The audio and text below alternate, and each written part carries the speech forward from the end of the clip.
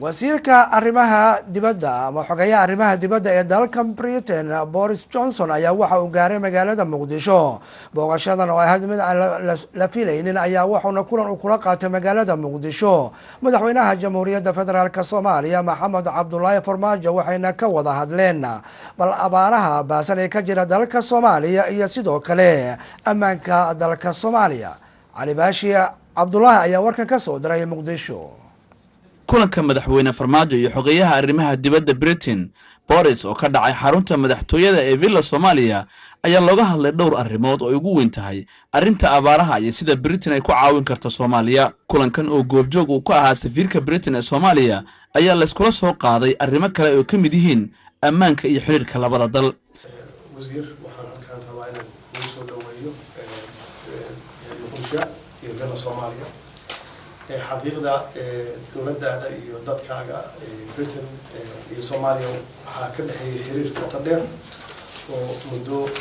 qoraal sano ah oo maxaan ku raahdaa maantana runtii ay tahay maalin taariikhi ah inaad soo boqotay iyadoo xaaladda adag ay Soomaaliya ku jirto oo ah abaaro iyo colaad runtiina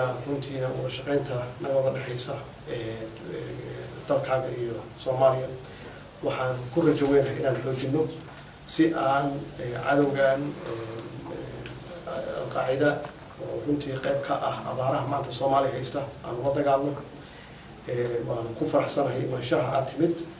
waxaan rajeynayaa Ilaahay Soomaaliya inay dhibka iyo colaadda iyo abaaraha ka baxdo. xogeeyaha arrimaha dibadda Britain ayaa sheegay Soomaaliya hore ugu deeqday lacag dhan 10 milyan si ay uga caawiso dadka u baahan gargaarka. waxaana uu sheegay in madaxweynaha ay ka wada hadleen arrimo badan oo ay ku jiraan waxyaabaha looga baahan yahay in madaxweynaha iyo dawladdiisuba ay la tagaan shirka bisha May ka dhici doona London si beesha caalamku ay caawinaad u siiso Soomaaliya.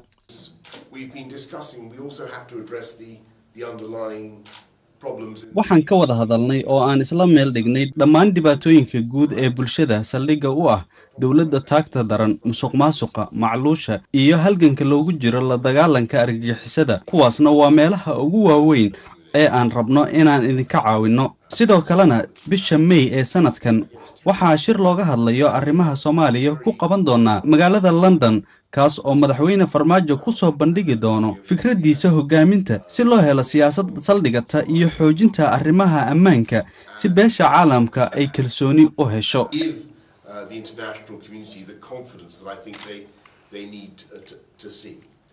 Boris xogeeyaha arrimaha dibadda ee dalka Britain ayaa socdaalkiisa Muqdisho ee maanta ka sokow ka hadalka xaaladda abaaraha ee hadda Soomaaliya ka jirta. haddana waxaa dhanka kale oo muhiim u ahaa arrimaha la xiriira shirka bisha May ka furmi doona London ee looga hadlayo arrimaha Soomaaliya. Cali Baashi Cabdullaahi, Telefishinka Universal, magaalada Muqdisho. orodyahanka caanka ah ee Maxamed Faarax oo loo yaqaan Mo Faarax ayaa ku baaqay in si degdeg ah loo gargaaro dadku ay abaaruhu saameeyeen ee ku nool geeska Afrika.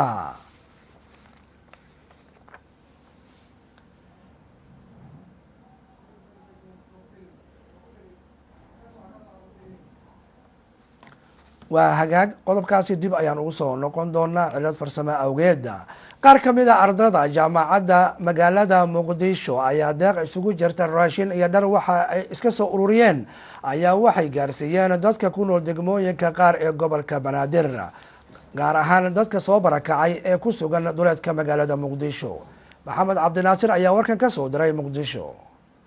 deeqdan oo ka kooban raashin iyo dhar waxaa soo ururiyay ururka dhalinyarada mutadawiciinta Soomaaliyeed oo gurgur u tagay qaar ka mid ah degmooyinka gobolka Banaadir. dhalinyaradaas ayaa gargaarkaasi ugu talagalay inay ku caawiyaan dadka ay soo barakicisay abaartii soo gaaray duleedka magaalada Muqdisho. deegaanka Garas Baale ee duleedka magaalada Muqdisho qaybo ka mid ah ay gaarsiiyeen deeqdaas halkaas oo ay ku sugan yihiin dad u badan haween iyo caruur oo dhibaataysan. gudoomiyaha ururka dhalinyarada mutadawiciinta Soomaaliyeed Maxamed Cali Cumar Barrow iyo gudoomiye ku-xigeenka Cabaas Ciise Farcade ayaa ka hadlay sida ay u soo ururiyeen deeqdaas iyo sida dadka kale looga baahan yahay inay u bartilmaameedsadaan dadka ay dhibaatada hayso.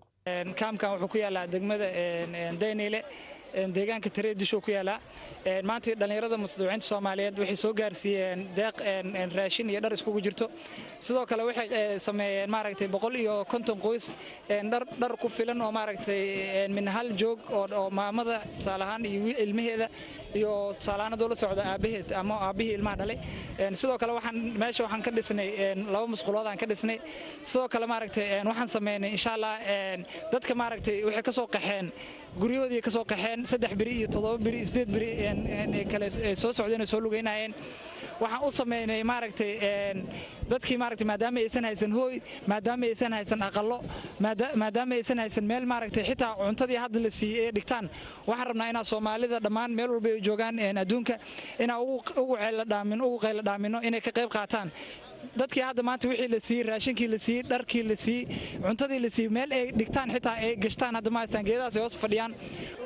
anagoo ah ururka dhalinyarada mutadawiciinta Soomaaliyeed Somali Youth Voluntary Association saaka halkan wax yar oo deeqa oo aan bulshada Soomaaliyeed ka soo aruurinay gaarsiinay sida hore warka loogu dhigayba marka maaha wax ku filan dadkan baahidooda ha qabtari karaan maaha marka waxa aan hadda media uga hadlayno ama u sii deynayna waxay tahay in aan ku baraarujino bulshada Soomaaliyeed inteeda kale inay caawimaad walaalahood ka soo qayb qaataan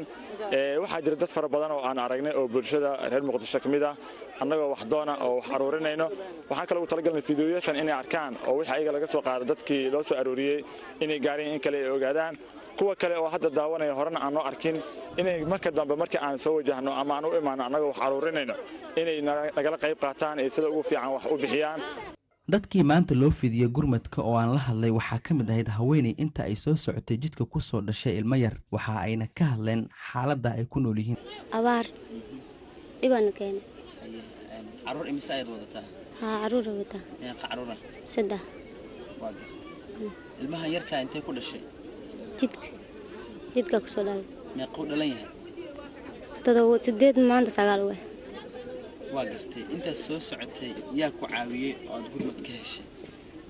hadintii imaan walaalna caawiyeen waxa baan siiyeen waa tacniga isbitaal maad ku dhashay maya jidka lan baawrkan ku soo dhalay yaa ka dhalay hooyadii ay soo joogeen maxamed cabdinaasir ayaan le Universal TV Muqdisho orodyahanka caanka ee Maxamed Faarax oo loo yaqaan Mo Faarax ayaa ku baaqay in si degdeg ah loo gargaaro dadku ay abaaruhu saameeyeen ee ku nool geeska Afrika. Maxamed Faarax oo loo yaqaan Mo Faarax oo ah orodyahan ku cambaxay asal ahaan ka soo jeeda Soomaaliya laakiin aysan dhalashada dalka Britain ayaa ku baaqay in si degdeg ah loo taageero dadku ay saameeyeen abaaraha ay ku sugan bariga Afrika. Mo Faarax ayaa wuxuu taageeray dadaalada ay wadaan hay'adaha gargaarka ee loogu talagalay in lagu gurmado dadka Soomaaliyeed isagoona sheegay inuu lacago badan ku taageeri doono dadka dhibaataysan. waxaan bixin doonaa dhaqaale badan oo loogu talagalay caruurta ay saameeyeen abaaraha ee ku sugan Soomaaliya. dadka dunidana waxaan ugu baaqayaa ayuu yiri inay feejignaadaan oo ay muujiyaan dadaal badan. Maxamed Faarax ayaa sidoo kale sheegay waxaan ku dhashay Soomaaliya waxaana qalbigayga xanuunjinaya ayuu yiri dhibaatada haysata qoyska Soomaaliyeed. hadalkan ka soo baxay Maxamed Faarax oo loo yaqaan Mo Faarax ayaa wuxuu ku soo beegmayaa xilli abaara baasan ay ka jiraan Soomaaliya ayna gaareen heerkii ugu sareysay isla markaana hay'adaha gargaarku ay sheegayaan in dadka Soomaaliyeed 50% ay u baahan yihiin gargaar. hay-adda gargaarka ee qalam ayaa deeq raashin ah waxay gaarsiisay dadkii ay abaaruhu saameeyeen ee ku sugan xerooyin ku jiraan dadkaasi oo ku yaala magaalada Baydhabo. Muxuddin Xusn ayaa warkan ka soo diray Baydhabo. iyadoo weli saameynta abaarta ay ka jirto guud ahaan deegaanada maamulka koonfur galbeed isla markaana boqolaal qoysas oo kasoo barakacaya deegaanada fogfog ay soo gaarayaan xarunta koonfur galbeed ee magaalada Baydhabo ayaa waxaa weli hay-adda gargaarka ee qalam mas-uuliyiinteeda magaalada Baydhabo iyo dalaashadeeda ay ka wadaan gargaarkan oo raashin iyo booyado biyo ah 280 qoys oo kamid ah dadka ku jira xerooyinka dadka barakacay ay ku jiraan oo ay ka mid yihiin Dorondole 2 iyo Idaale ayaa kamid ah dad maanta ka faa'iideystay raashin isugu jiray bur bariis iyo saliid oo ay bixinaysay hay-adda gargaarka ee qaran waxaana dhammaan dadka raashinka ka faa'iideystay ahaayeen kuwo ku faraxsan raashinka gargaarka ee lagu soo beegay waqtiga munaasabka ah. Sheekh Ijaas Cali Nuur oo ah madaxa hay-adda gargaarka ee qaran ayaa marka hore faahfaahinaya onaga maanta way qaybiyeen waxa ay tahay walaalkayna sheekh naasir cadceed khayr allah siiyo lacagta uu ka soo aruuriyay muslimiinta dunida ku nool walaalaha Soomaaliyeed aad buu u mahadsan yahay asiga wakiil ahaa oo dadku ka soo aruuriyay annagana asigina maaragtay anigii ayuu wakiil iga dhigtay aad buu u mahadsan yahay halkan marka waxaan ku cadaynaynaa inaynu soo gaartay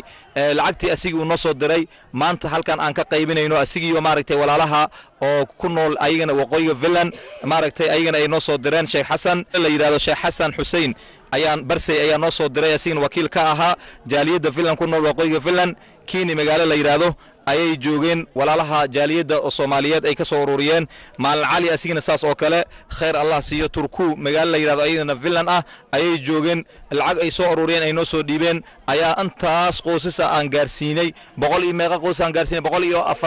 140 qoys ayaa raashinka aan gaarsiinay ajari xasanaad aan la soo koobi karin Allah ka siiyo waxay qaateen bur iyo maaragtay bariis iyo saliid ay qaateen khayr Allah siiyo intii gacan ka geysatay ajari xasanaad aan la soo koobi karin Allah ka siiyo kaamkan kaliya ma aha kaam kale ayaan u soconaa walaalkii qoysaska ahaa ee ka faa'iideystay gargaarka raashinkan oo ay bixinaysa hay'adda gargaarka ee kalam ayaa sidoo kale ka duceeyay dadkan aad bay u rafaadsanaayeen aad bay u gaajaysanaayeen waxaan wax soo gaarsinay 140 qoys weeyaan 140 qoys ayaa halkan fadhiso dadkii waxaan u mahad celinaa oo walaalahayna ah Soomaaliyeed Sheikh Naasir Cadceed kamid yahay oo maaragtay asigina muslimiinta wax ka soo aruuriyay waajibkeena anagana waa gudanay amaanadiina noo soo dhiibtay waa kana maanta waxaad u jeedaan dad ku haboon oo masaakiin ah oo waayeliin ah oo soo lugeeyay goboladooda ka yimid baadiyadooda ka yimid guridooda ka yimid ayaan u qaybinay maaragtay aad bay u mahadsan yihiin walaalaha kale oo Finland joogo oo Sheikh Xasan kamid yahay asigina teamkiisa oo maaragtay khayr Allah siiyo waqooyiga Finland ay degan yihiin ama kiin meel la yiraahdo ayay degan yihiin walaalaha muslimiinta jaaliyada meesha ku nool ayay ka soo ururiyeen annaga aynu soo gaarsiiyeen annagana walaalahan soo gaarsinay waxa kale oo jirto maalin cali asigiyo teamkiisna ayagana Finland ay degan yihiin khayr Allah siiyaan leenahay Turku meel la yiraahdo ayay degan yihiin ilaahay subhanahu wa ta'ala ka thawaabiyo ajri xasanaad aan la soo koobay kan Allah ka siiyo walaalo badan ayaa jiro maaragtay halkan aan ka xusi karin oo maaragtay barnaamijkan gacan nagu siiyay kaamkii labaad ayaan maroynaa 140 ayaa hore u soo qaybinay 140 kale ayaa hore u qaybinay haddana maanta aan taaganahay aad bay u mahadsan yihiin intii gacan ka geysatay intii maaragtay nagu caawisay ajri xasanaad aan la soo koobay karin Allah ka siiyo intii muslimiina oo gacan siisay barnaamijkan gacan naga siisay ajri xasanaad Allah ka siiyo ilaahay ajr ka siiyo idinkana maaragtay abaarta ilaahay ka qaado walaalkan maaragtay khayr matar Allah ku bedelo walaalaha muslimiinta ah jannatul firdaws Allah ugu bashaareeyo awlaadooda Allah u xafido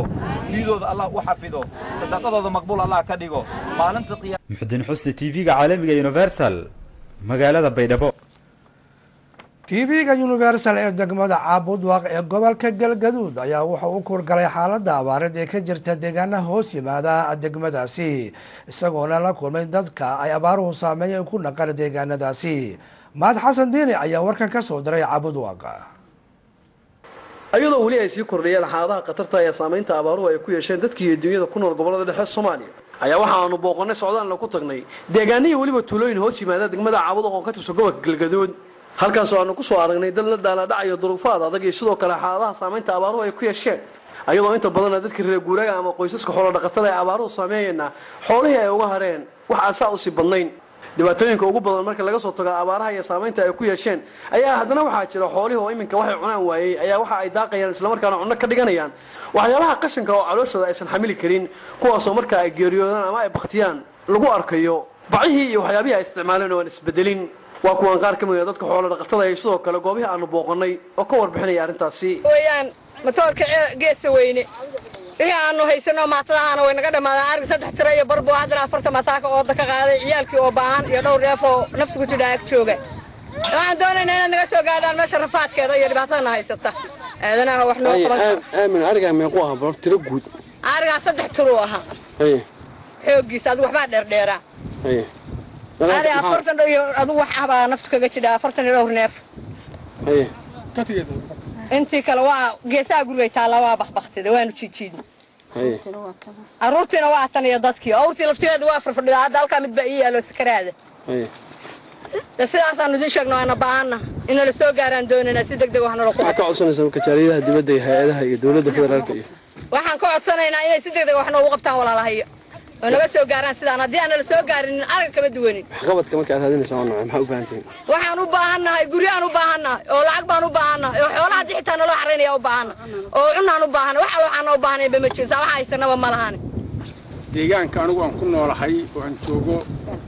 oo aalkayga ah waxaa degan 118 qoys baa degan 118 qoys wax awooda inna hawla ka dunyana waa arkaysaan haddana waxaa xigta dadku inuu leedo baa xigta jaaliyadaha dibadda iyo islaamka iyo dowladda federaalka ah iyo hay'adaha caalamiga ah waxaan ka codsanaynaa inay noo soo diraan dadkaan gargaar la soo gaaraan baan ka codsanaynaa ummaddan hadda wixii ka dambeeyo laga sugaa waa dad dhimasho dadeed baa laga sugayaa qaar baan hadda isbitaallo noo yaalla oon isbitaallada geynay oon aqlaaligeed ku geynay matoorku waa naga hadlaysan yahay uguna baadiyihiisii iyo asaga agagiisii magaalada agageediina saasoo kale ahaayeen tanna waa tana waxaan markaa aragnay wax indhahanagii ka yaabeen qalbiganagiina si u fororo oo naxdin ah reer meel deganaa oo arigiisii giddi baabay ilmihiina baabi ku dhow yihiin waxaan codsanaynaa dadka ama adabiga ama islaamka ama hay'adaha ama qurbo joogta ama dawladda ah dadka in laga soo gaaro dhibaatada dadka galahaya haddii hadda ariga sidiisoo kale dadku noqon haya xoolahay dadku cuni jireen xoolihii markay dhammaadeen dadkuna sida u baaba'ahaya marka muslimiinta ka soo mahad xasan diini telefishinka caalamiga ah universal caawadu shirkadda dahabshiil ayaa deeq lacageed oo loogu talagalay dadku ay abaaruhu saameeyeen waxay gaarsiiyeen guddiga gurmadka abaaraha ee degmadaasi beled xaawo baashi deeq macalin ayaa warkan ka soo diray beled xaawo shirkadda dahabshiil laanteeda degmada beled xaawo ee gobolka Gedo ayaa maanta lacag dhan 5,000 oo dollar ku wareejisay maamulka degmada beled xaawo oo warkacayo gudoomiyaha degmada Maxamuud Xeyd Cismaan iyo guddiga gurmadka abaaraha degmada beled xaawo deeqdan ayaa deeqdii u horeysay ee ka timaada shirkadda xawaalada dahabshiil qaybteeda beled xaawo ugu horreyn halkaasi waxaa ka hadlay Cali Jaamac oo ah madaxa shirkadda dahabshiil ee degmooyinka Doolo beled xaawo iyo Luuq waxa uuna baaq u diray dhammaan shirkadaha ka howlgala degmada beled xaawo iyo guud ahaanba Soomaaliya inay wax taraan walaalahooda ay abaartu saameysay oo la daala dhacaya nolosha haatan aadka u liidata waxaana wakiilka dahabshiil beled xaawo lacag 15,000 ayaa naga soo gaartay dahabshiilkeena xarunta lacagtaas waxaan ugu deeqnay dadka abaaruhu haystaan oo aan la ooyno dhibka haysta aan la murugoonayno isla markaasna dadkayga ah saddex degmo 15,000 baraxa waa qaadatay 5,000 doolo 5,000 luuq intaba biyo dhaamintii waxa ka socda alaabtii haddana waxaan u dhiibay gudoomiyaha 5,000 oo dollar wuxuuna ku wareejinayaa guddiga abaaraha waxaan kaloo codsanayaa dadka wax ilaahay u dhiibay iyo dadka kaloo islaamka ka dhaqanaya arrintan inay si aad uga soo dadaalaan dadkoodan wax soo diraan assalaamu calaykum waxaan ku wareejinayaa jeerban waxaan u ahay lacagta abaara ay bixiyaan maamulka degmada ayaa jeerman u ah gudoomiyaha degmada ayaa jeerman u ah waxaan ku wareejinayaa guddi dhan 5 xubnood oo jeerman Cabdiraxmaan uu yahay maadaama maamulka degmada iyo aan isla keeni waayey guddiga abaaraha wixii soo baxo inaan ogaado ka bacdina sidii loo qaybinaan ogaado markaas odayaashaan ku wareejiyey sidaasaan yaan u fudeeyey wixii dambe oo imaadana maamulka degmada baa lagu soo diray koontaan laakiin waxaan uga samayn doonaa insha allahu dahabshiil bismillaah waxaan saaka halkaa kula wareegnay anigoo ah odayga guddiga abaaraha degmada beled xaawo lacag dahabshiil ay bixiso 5,000 dollar maamulka degmada iyo guddigii dahabshiil ay u xilsaaratayna halkaan lagu wareejiyeen waxaa kaloo codsiga oo aan dirsanaynaa dadka muslimiinta walaalaha ama jaaridaha dalkan degmadan iyo dadka la midka ka dirnahayo waxa lagu xidhaqaala ay u hayaan ay ku soo ridayaan inay halkaan ugu soo diraan waxaan haddii ilaah yidhaah koonto ka samayn doonaa meesha la yidhaah dahabshiil baashi deeq macalin universal TV beled duqa magaalada Caynaba Cabdiqani Axmed Xaaji Yuusuf oo wareysi gaara siiyay TV-ga Universal ayaa wuxuu ka hadlay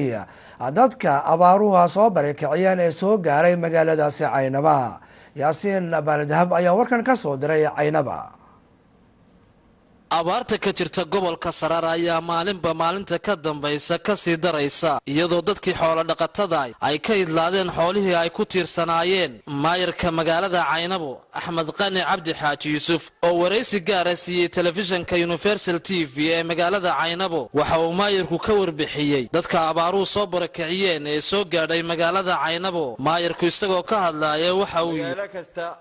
oo nolol kala soo hadlay amaanu heerka la hadalno tiru noo sheega soo barakaaday tira la tirin karana ma jirto hadaad weydiisay tirada intee leeg baa soo gashay gobolka ama caasimada degmada Caynabo gudaheeda markaan ku sheego halka waxa degan didibka xaafada didibka 750 qoys ayaa degan waxa kale magaalada ku fiirsanaa dadkii ugu soo horeeyay dad lagu qiyaasay 300 qoys ayaa magaalada dhexdeeda naga fiirsan marka guddiga abaaraha ayaana ku leeska isla soo qaadno aanu leesteynay dad 300 qoys ayaa ku fiirsan 270 qoysna waa ta xaga bariga degan 1270 ka qoys ayaa magaalada jooga guddiga abaaro markay kaabankooda u qaybiyeen 14,270 qoys ayaa dad maanta waxa weeyaan waxay maraysaa maalinba maalinta ka dambaysa meel halisa annaka wax naga awood badan wax qarasho aan u haynaa ma jirto waxa jira idinka dadkan 700 qoys ee maanta Caynabo ku soo hooyday maxaad u qorshayseen dhulka kulli waad bixisaan balmaaya dhul waad siiseen saan la socdo biyahooda iyo caafimaadkooda iyo xaaladoodana waxaan u malaynayaa xagga inaad kala hadashaan wasaaradda caafimaadka iyadoo joogto gobolkii wax gargaaro la soo gaarsiiyay dadka inta leeg 700 qoys ma jiraan dad inta meel ku urursanaayeen oo buuraha yaaleen oo meel iska dawo ka sameeyeen waa jira oo dadkii loogu tagoonaya ko halka fadhiyo oo oranay magaalo maxaan la galnaa magaalo marka taad magaalada maxaad u tagi weeday oo magaalada maxuula noo joogo mise waxba hanti baa noo ku haysanaa meel aan lahayn aanu joogin uu noqdo dhul uu leeyahay dadka horta dhulka waanu siinay way xun tahay xagga caafimaad ahaan wasaaradda caafimaadka ee gobolka way ku dhowdahay way ka shaqaysaa dhowr jeer bay wax soo gaadheen haddaynu eegno qoladii Sacuudi halkaasay ku bixisay giira mire qoladii hay'adii labaad way bixisay Simbaal Dahab telefishinka caalamiga Universal TV magaalada Caynabo xaaladda bani'aadamnimo ee ka jirta deegaanada hoos yimaada maamul goboleedka koonfur galbeed ayaa ka sii daraysa iyadoo dadkuna ay u dhimanayaan cudurka shuban biyoodka oo sii kordhaya waxaana dhanka kale ka socda gurmad daaweyn biyo dhaamis iyo bixinta raashin gargaara ayaa haddana xaalku ay ka sii daraya sida warbixintan uu magaalada Baydhabo inooga soo diray Muxudiin Xusni kulaylka jiilaalka iyo macluusha abaarta ka dhalatay ee ka jirta deegaanada maamulka koonfur galbeed ayaa ah mid saameynta bulshada ay ku yeelanayso kordhayso cudurka shuunbiyoodka ayaa boqolaal dadka ugu dhintay deegaanada koonfur galbeed halka deegaano ay ka mid tahay Awdiile hadda xarun caafimaad ku taala maalintii la gaarsiyo ilaa 50 qof halka dhimashadana dadka deegaanka ay ku waramayaan in inta u dhaxaysa 4 ilaa 8 ruux maalinkii ay aasayaan iyadoo qatarta abaarta weli halisteeda ay ka jirto deegaanadan ayaa waxaa haddana meelaha dhibaatada shubanbiyoodka ku hayo sida xeryaha dadka barakacay iyo tuulooyinka la gaarsiiyey dawooyin lagula tacaalayo dadka shubanka uu soo ritay waxaana hawshaas fulinaysa hay-ad laga leeyahay dalka Kuwait Cabdiqaasim Aweys oo hawshan daaweynta dadka cudurrada la xanuunsan iyo meelaha la geeyay dawooyinka shubanka lagula tacaalo ayaa ka hadlaya waxa ay ku arkeen meelaha ay gaareen iyo gurmadka ay sameeyeen waxa uu yahay bismillah marka hore ilaa maad iskale thumma kadib waxaan u mahadcelinaynaa hay'adii ummadda Soomaaliyeed ugu deeqday barnaamijkan kaloorada oo ah hay'ad Kuwait hay'ad Turaas Islaamiya qaybteeda Afrika ugu deeqday walaalaheeda Soomaaliyeed ee dhibaataysan ومهد علينا وحن كله مهد علينا وهوشان فودي مدحوينها كونفور قلبي شريف حسن وأسين أبتيس كديستي حق فوضى أنت تسهيلاتك ترانسبورتيشن كبابور تقاليسو أسين وقوم مهد علينا مامورك قبلك ومهد علينا كندقلوها ومهد علينا waxaan kaloo u mahadcelinaynaa gaar ahaan maamulka tuuladan guuray ayagana oo mahadcelinaynaa sida wanaagsan ay noo soo dhoweeyeen waxaan u rajaynaynaa shacabkan dhibaataysan ee ku kala nool goboladan baay iyo bokool barnaamijkeena baay iyo bokool ahaa wuxuu socday muddooyin badan waxaan ugu talagalnay 10,000 oo kartoon oo ka kooban faleebooyin waxaadna moodaa inaan keenno 1 kartoon waxaan isdhaynay waxna halkeedii waxna dadka la siiyay laakiin markaan keennay waxaan aragnay tuulo walbaaba inaysan ku filnayn alxamdulillah waxaan ka codsanaynaa mar labaad in tuulooyinka baay iyo bokool lala soo gaaro iyo guud ahaan koonfur galbeed wixii macaawinaa waxay ka mid tahay goobaha aadka u saameeyey shuulbiyoodka isxaaq maxamed tiiro oo dhakhaatiirta hawshan wax ka fulinayay ka mid ayaa tilmaamay in ilaa 20 tuulo ay gaarsiiyeen oo gobolada baay iyo bokool ah waa kan isagoo ka hadlaya geedka oo maaragtay ata Soomaaliya gaar ahaan gobolada baay iyo bokool walina iska darsamay abaaro oo iyo cudur oo langorada shuulbiyood ama kolera dhamaantii oo ummatay dhibaato badan ka hayaan maalin walba dad dhimada halhan sheegahay tuulooyin kala deersiyay faleebooyinka oo 10,000 la sheegaw oo qaar kumid ah tuulooyinkaas oo walku xusn wali kumid aha barbaar awdiinla tambal howal godan meel raw wali kumid ah hoobashoolo alaw maraayla hagarka makoon makuudo madahay dhargo buur dhuxunle garsweyne rabdhuura eelboon buulahaawo goofgaduud buuray iyo goobo kale oo maartaas oo kale ku mid ah hawshan u gurmashada ayaa ah mid wali ka sii socota deegaanada dhibaatada ay ka jirto balse xaaladda oo ka sii daraysa ayaa ka dhigaysa mid aan waxba u tarin gurmadadii dhinacyada badan lahaa ee bulshada ay samaysay muxuddin xusni universal TV baydhabo sanado kadib burcadbadeedka Soomaalida ah ayaa markab afduubtay xilli ay sii kordhayso maraakiibta sida sharci darrada uga kalluumaysanaysa badda Soomaaliya waxaana jirta cabsi laga qabo inay soo xoogaystaan haddaba saameynta iyo raadadkii hore ay ku reebeenba warbixin ku aadan waxa inoo haya Cabdiqani Cabdulaahi waxa ay dib u soo xasuusisay Soomaalida iyo bulshada kale ee caalamka markii la maqlay salaasadii shalay in burcadbadeed Soomaaliya ay afduubteen markab ganacsi saameyntii iyo raadadkii burcadbadeeda oo 2012 inta aysan joogsan ahayd mid dhibaato u geysatay ammaanka iyo dhaqaalaha dunida isla markaasna marinada badaha ee Soomaaliya iyo kuwa ka agdhowba ka dhigtay kuwa cabsi badan maadaama afduubayaashu ka ilaashan jireen maraakiibta iyo doonyaha ay madax furashada uga qaadan jireen malaayiinta dollar waqtiyadaas ay xoogaysatay burcadbadeeda Soomaalida waxaa la tilmaamaa inay ka bilaabantay markii in badan oo kalluumaystada Soomaalida ahi ay khaati ka istaageen maraakiib shisheeye oo jariif ba'an ka geysanayay badaha Soomaaliya maadaama aysan jirin dawlad xooggan oo la socota xakamaysana dhaqdhaqaaqa iyo hawlaha gaadiidka badaha ee ka soo gudbaya sohdimaha dalalka kale iyo waxyaabaha ay ka sameynayaan badda Soomaaliya oo ah talabaad ee Afrika ugu dheer inkastoo sababtaas la sheego inay ku bilaabantay haddana waxaa la diidi karin in markii dambe burcadbadeednimadu ay noqotay fal caalami ah oo isku rogay shabakado shaqo ka dhigtay afduubashada gaadiidka badaha iyo dadka saaran waxaana heli jireen lacago aad u badan oo gudaha Soomaaliya ka abuuray sicir barar ammaan xumo iyo dhaqan xumo sabab ay u ahayd maareyn la'aanta lacagaha madax furashada ah ee qaadanayeen dadaal badan oo ay samaysay jamciyadda quruumaha ka dhaxaysa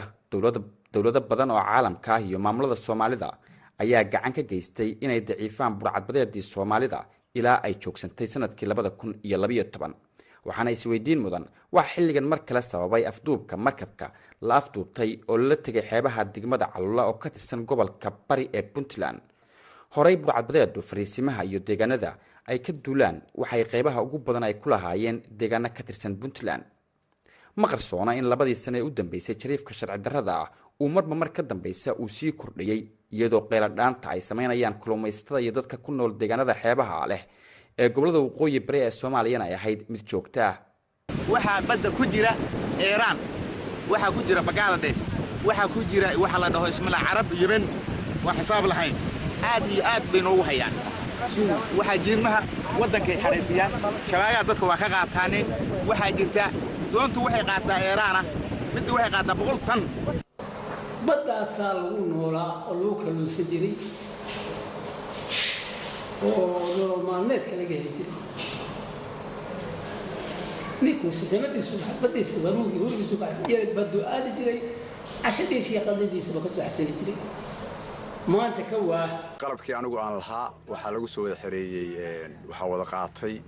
gaadiidka bahalkaas qaatay waxaan hadda badda dhigtana ma aan lihi keligayna ma aha dadka halkaas ilaa xeebta markaad tagto waad arki kadhaa ilaa 40-50 saxiimadood oo magaaladan hurdiye laga lahaabaa waxay kulli ka wada caarsan yihiin oo laga soo caarsiyey xeebta laga soo caarsiyey waxaanuna hadda doonaynaa inaanu baadiye isaga baxno oo ka carro qalab haddaa dhigto qalabku waa la qaadanaya haddaad tirada ka doono u qaylo dhanlamayso xabad baa lagugu jawaabayaa macani nabadgelyo heli mayso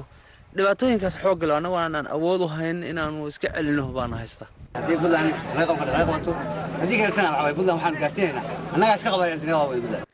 suxufiyiintu marka ay tagaan waxa ay u soo gudbinayeen dhowaanahanba dhibaatada ay ku hayaan gaadiidka shisheeye ee jariiflayaasha ah oo ay sheegeen in ay hubaysan yihiin qaarkood ay sitaan shatiyo uu siiyey maamulka puntland iyo inay ka burburiyaan qalabka ay ku shaqaystaan waxay ka digeen in haddii aan wax laga qaban jariifkan inay sababi karto inay dib u soo noqdaan falalkii burcadbadeednimada ninkii saaka baxay baxay oo la soo xabadeeyey oo soo ba'ay oo soo hogay oo maanta isagoo bahan yimi oo berri baahday inuu tallaabo qaadayo ama ha ku dhinto ama ha ku noolaada horta la iskuma hayo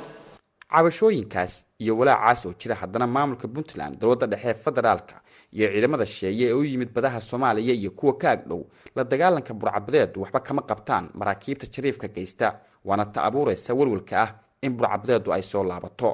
anuu maanta waxaa ku fekerayay saxiimadaa wato inaan badda la galo oo aado eeraanka burcadbadeedna gadaal u abuuro waxay khasbaysaa oo kalifaysaa in dadku ay noqdaan burcadbadeed ay noqdaan oo ay aadaan ajnabi iyo nin kastaba ha ahaatee inay boobaanin oo wax ka xariman u cuno qofka waxa u geeya waa markii la dulmiyo oo lagu tacadiyo haddii aan xilligan xal iyo juhdi badan lagu bixin inaysan sii socon falalka burcadbadeednimada iyo arrimaha sababaya waxaa macquula inay dib isku abaabulaan ayna xoogaystaan xilli aan weli laga soo wada kaban raadadkii ay reebeen boqolaal Soomaali ah oo burcadbadeednimo ku eedeysan ayaa ku xiran xabsiyada dalal kala duwan qaar nolol iyo geeri laguma oga dowlado badan oo dunida ah kharash badan baa kaga baxay madax furashadii dadkii ay qafaasheen iyo mashaariicdii lagu ciribtirayay burcadbadeednimada sanadkii 2012 kaliya oo ay istaageen falalkii burcadbadeednimadu 31.75 milyan oo dollar ayay madax furasho u qaateen burcadbadeeda Soomaalidu iyadoo 5 sano kadib ay afduubteen markabka calanka Sri Lanka sitay oo ay geeyeen xeebaha Calula ee gobolka Bari ee Soomaaliya Cabdiqani Sheekh Cabdullaahi Irbad Universal kulan looga hadlayay sidii lagu horumarin karo doorka siyaasadda haweenka ku jira baarlamaanka iyo aqalka sare ee Soomaaliya oo ay goobjoog ka ahayeen haweenka labada gole ayaa lagu qabtay magaalada Muqdisho Cabdicasiis Ibrahim Okay ayaa warkan ka soo diray Muqdisho haweenka ku jira baarlamaanka Soomaaliya oo ka kala socday aqalka sare ee golaha shacabka ayaa ka qayb galay kulan looga hadlayay sidii loo taageeri lahaa xubnaha dumarka uga midka noqday saamiga siyaasadda Soomaaliya kulankaasina waxaa soo qaban qaabisay safaaradda Mareykanka uu ku leeyahay Soomaaliya Zamzam Daahir Maxamuud oo ka mid ah xildhibaanada aqalka sare ayaa madasha ka sheegtay in dumarka siyaasadda ku matalaya dumarka Soomaaliyeed ay xuquuqdooda u doodaan aqoonna yeeshaan lana xisaabtamaan hay'adaha dawladda tan kaleeto gabdhaha in lagu dhiirigeliyo siyaasadda inay wax fiican tahay siyaasadda in dad gabdhaha kaleeto banaanka jooga ay u baahan yihiin in lagu taageero inaan gabadha maanta aan kursigan ku fadhiyo aanu ku fadhinin inay aniga kaalmo ay iga sugayso oo aniga booskeedii aan fadhiyo inaan dareemo horta aniga gabdhaha Soomaaliyeed inaan wakiil ka ah inaan dareemo oo aan dareen aan wax ku qabto oo aan iraado gabadha waa inay wax barasho heshaa gabadha waa inay shaqo heshaa oo gabdhaha dhan kasta laga kobciyo dhanka wax barashada inaan xoog saarno gabdhaha in wax la baro qaasatan hadda hadii maaragtay xildhibaanadeena ruuxeena baarlamaanka ku jira ruuxeena inaan aqoon kororsi aan sameeyno wax barano siyaasadii la barto xubno ka mid ah haweenka baarlamaanka labada aqal ka socday ayaa madasha safaaradda Mareykanka ay isugu yeedhay kadib aan weydiinay waxyaabihii lagaga hadlay kulankaasi bismillaahir rahmaanir rahiim magacayga waa Naciime Ibraahim Yuusuf senator hirshabeelle laakiin maanta kulankii wuxuu ahaa kulan aad u fiican wax laga korsaday sida maxaa la dhahaa safaaradda Ameerika safiirka noo yeeray inaan maaragtay horumarka haweenka horumarka deegaamada yani inaan gudiyo suubsano yani waxyaalo badan laga hadlay runtii waxaan sameel dhignay qolada hay'adda noo soo qaban qaabaysay kulankaaneeto in gabdhaha garaadkooda kor u qaado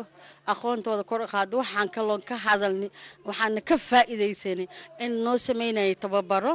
gabdhaha hore ugu jiray kuwa hadda soo galeen isku xirnaanta gabdhaha Soomaaliyeed gaar ahaan bulshada rayidka gabdhaha gobolada joogan degmada joogta tan tuulada joogta si isku xirnaan aniga waxaan u adeegay gabdhaha kale waxaan u adeegaynaa gabdhaha kale u adeegi gabdhaha kale aan u adeegayna tababarana lagu siisaa aan u adeegi lahayn safiir ku-xigeenka safaaradda Mareykanka uu ku leeyahay Soomaaliya haweeneyda lagu magacaabo Lubna Qaan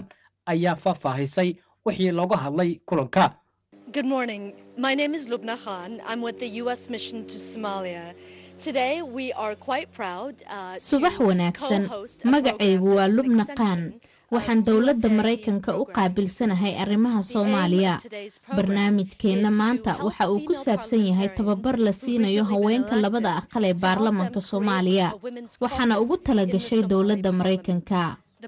ujeedada waa inaan caawinaa haweenka xildhibaanada ah waxaana uu u leeyahay faa'iido badan tani waxa ay inoo tahay wax weyn sababtoo ah faa'iido badan ayaa ku jirta waan ku faraxsanahay in la doorto haween labada aqal ah kuwaasi oo tiradooda ay ka badan tahay baarlamaanadii hore waxaan rabnaa inaan wax badan caawino sidoo kale waxa ii farxad ah in aan idinla wadaago ajandaha kulanka maanta inta badan kulankii halkan lagu qabtay waxaa lagaga hadlay horumarinta iyo garab istaagga haweenka Soomaaliyeed gaar ahaan kuwa ku jira siyaasadda ee ka shaqeeya labada baarlamaan ee dalka Soomaaliya uu leeyahay waxaana kulankaani soo qaban qaabisay safaaradda Mareykanka ay Soomaaliya ku leedahay haweenkii halkan joogay ayaa waxa ay dalbadeen in loo sameeyo aqoon kororsi. Cabdicasiis Biraan Axmed Okay, Universal TV, Muqdisho. xukuumadda Soomaaliland ayaa sheegtay inay soo afjartay khilaafkii ka dhaxeeyay qaybo ka mid ah shaqaalaha muruqmaalka ah ee dekedda magaalada Berbera iyo sidoo kale mas'uuliyiinta shirkadda DP World ee dhawaantan la wareegay maamulka dekedda Berbera. Cabdirashiid Cabdiwaab Xuseen ayaa warkan ka soo diray Hargeysa. kadib markii uu soo kala dhexgalay isfahan waa u dhaxeeya shaqaalaha muruqmaalka ah ee dekedda magaalada Berbera iyo waliba mas'uuliyiinta shirkadda DP World oo raantii bishani la wareegay maamulka iyo gacan ku haynta dekedda magaalada Berbera ayaa waxay arrintaasi dhalisay in hal maalin ay joogsato shaqadii ka socotay dekedda weyn ee magaalada Berbera.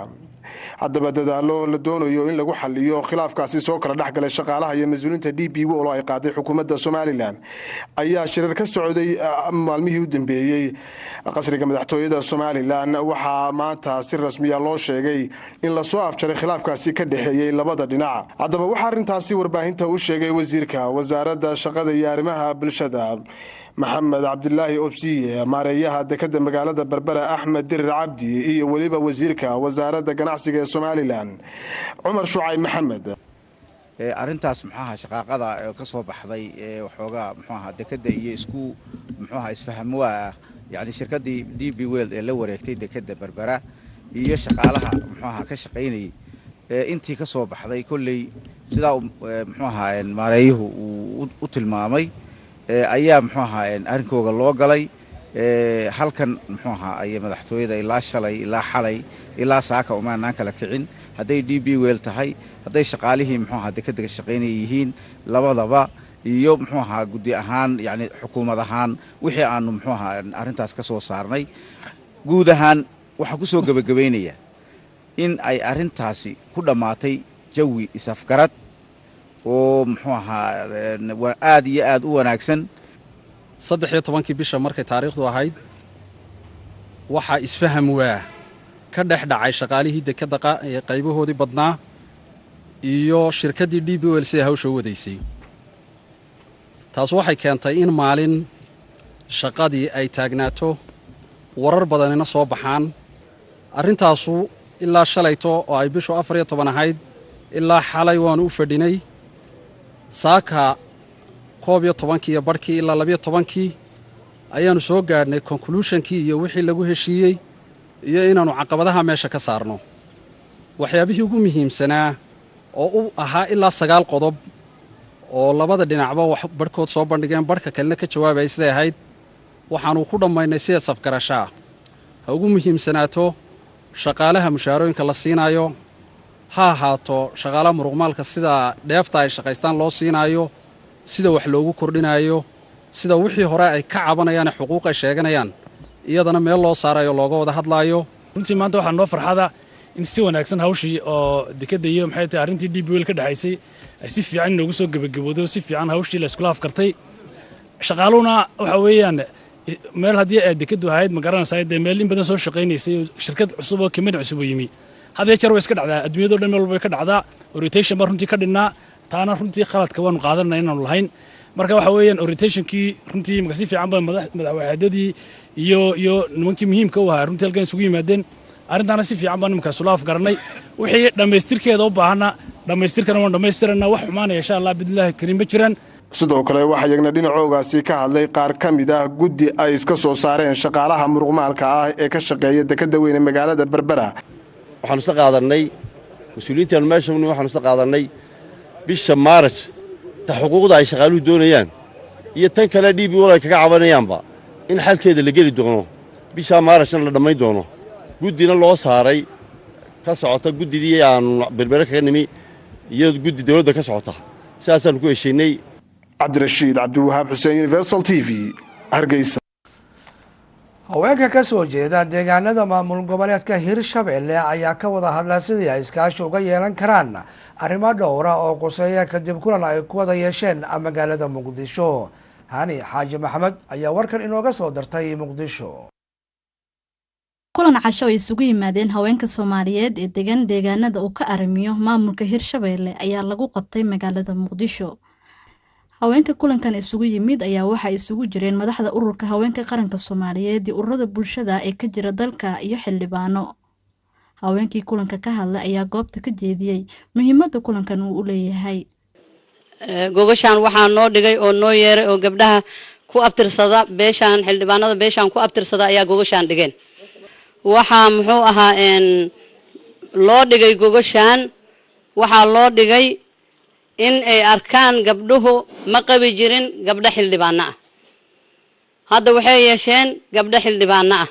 oo aqalka sare iyo aqalka hoose isugu jira waxaa marka waxay yiraahdeen bacdama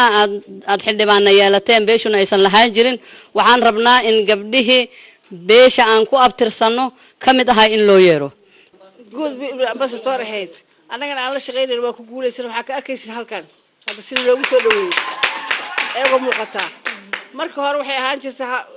gabdhaha waa nagu yaraan jireen annaga qoladeena aan ka dhalanana hal gabar ma bixin jirin hadda laakiin soo ujeediyay senatarna waa leenahay golaha shacabkana waa leenahay waxaan rabnaa inay sii socoto oo wasiiro la helo oo muxuu ahaay gudoomiyaal la helo oo xataa madaxweyne aan u tartanno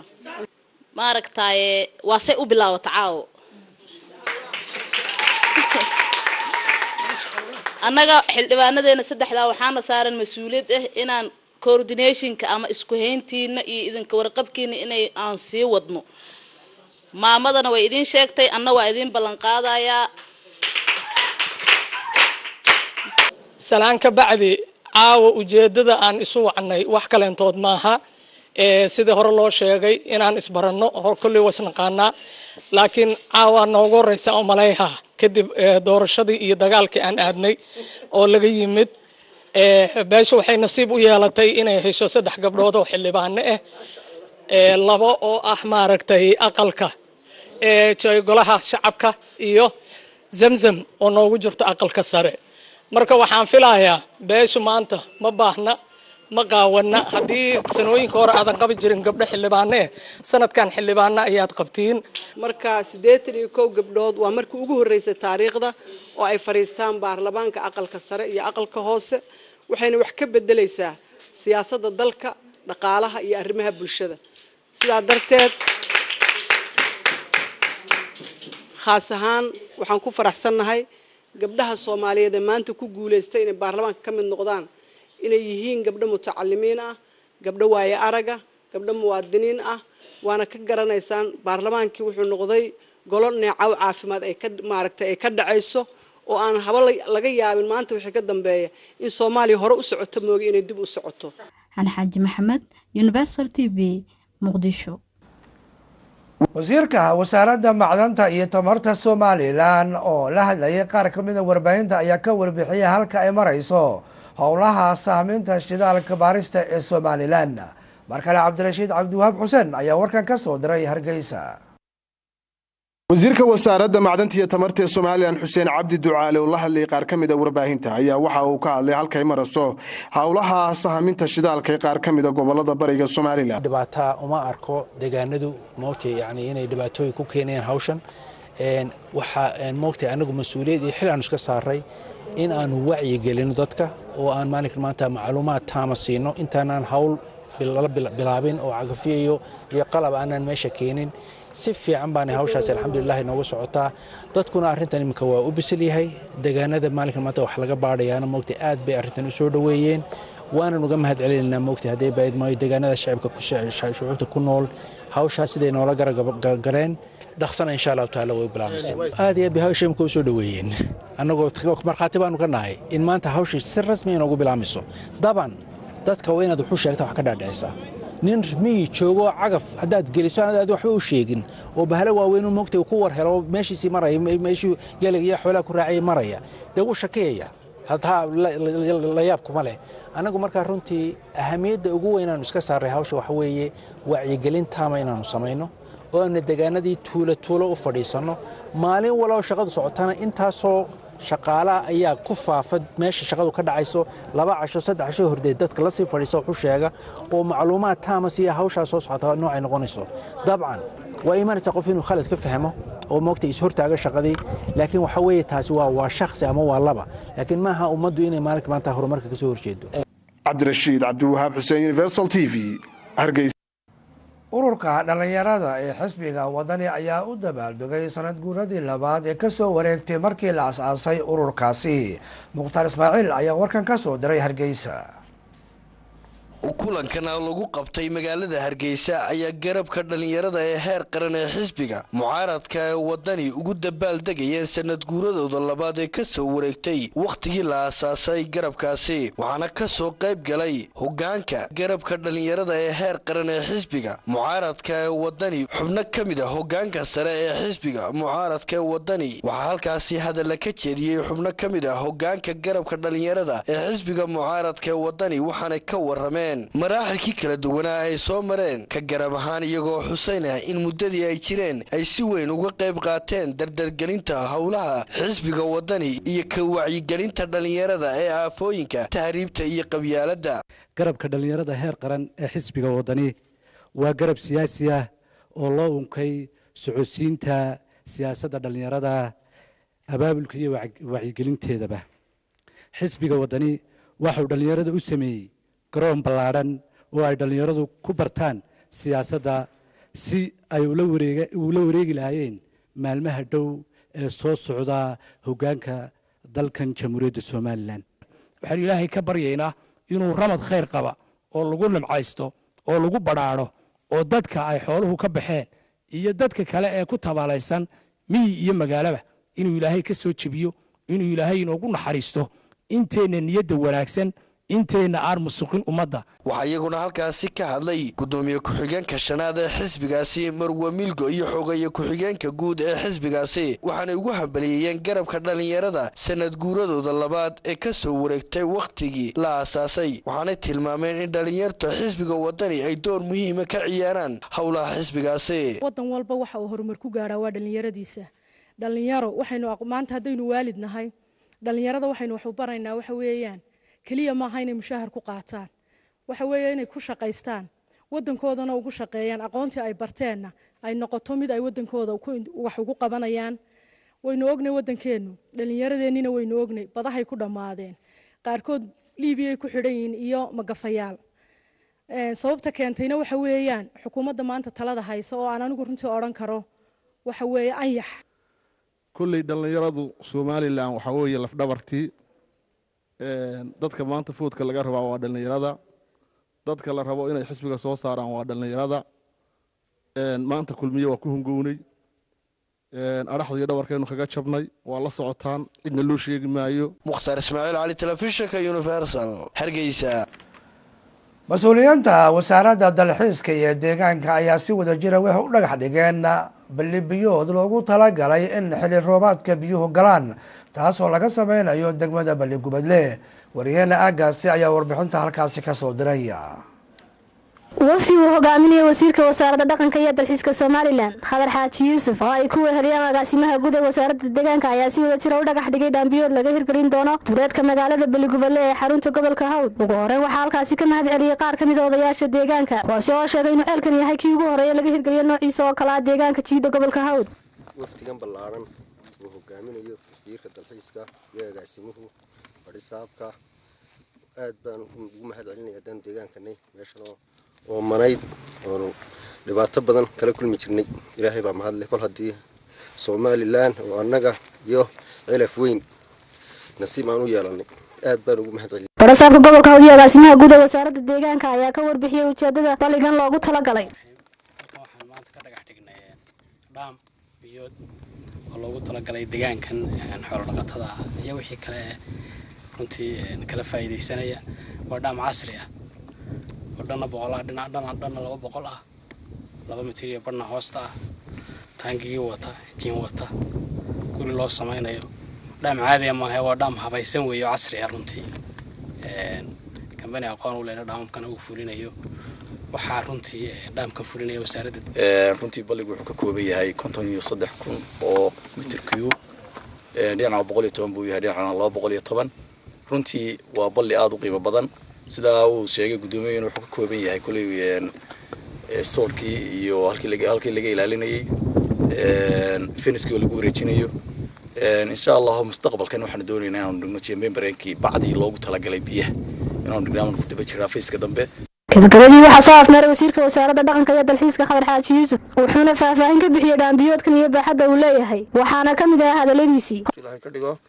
ceelkan oo si casri ah loo dhisayo 200 mitir oo dhinaca iyo 100 mitir iyo 2 mitir iyo badh gudaha ah oo hoos loo qodayo 3,000 oo mitir kubik maaha biyo yar ma aha, waa biyo aad u badan weeyaan. waa biyo waqtiyo adag laga bixi karo weeyaan. waxaan dadka deegaanka u soo jeedinayaa in kolley horumarkuu bilaabmay oo dee waa kaa wuxuu ilaahay wato weeyaan. wax walba haddii la sameeyo aanu ilaahay aan wadan ma hirgalo. waxaa ilaahay waxa horumarka ugu horeeyana waa wado iyo biyo weeyaan. annaguna wixii ilaahay naga karansiiyo waan dabageli doonaa wadada iyo biyahana waxaan ku dadaali doonaa wixii annagoo daacad iyo niyad ku sugan inaan deegaankan u raadino labada qodoba. biyihiina waa ka imka ilaahay soo furay, wadadana ilaahay baa fududayn doona insha Allah. dalmar TV-ga caalamiga Universal magaalada Balli Gubadle. وهاجا داوديال intaas aynu kusoo gabagabeynaa warkeenu idinkaga imaanayay telefishinka Universal Studios ku yaala magaalada London. anigoo talwaayana waan idin la socodsiinayay inta warkan warka xiga hadii Allah uu dilay ogolaado aan mar kale daawadayaal ku kulmi doono. aniga iyo inta igala qayb qaadato waxaan idin leenahay wassalaamu calaykum waraxmatullaahi wabarakaatuh.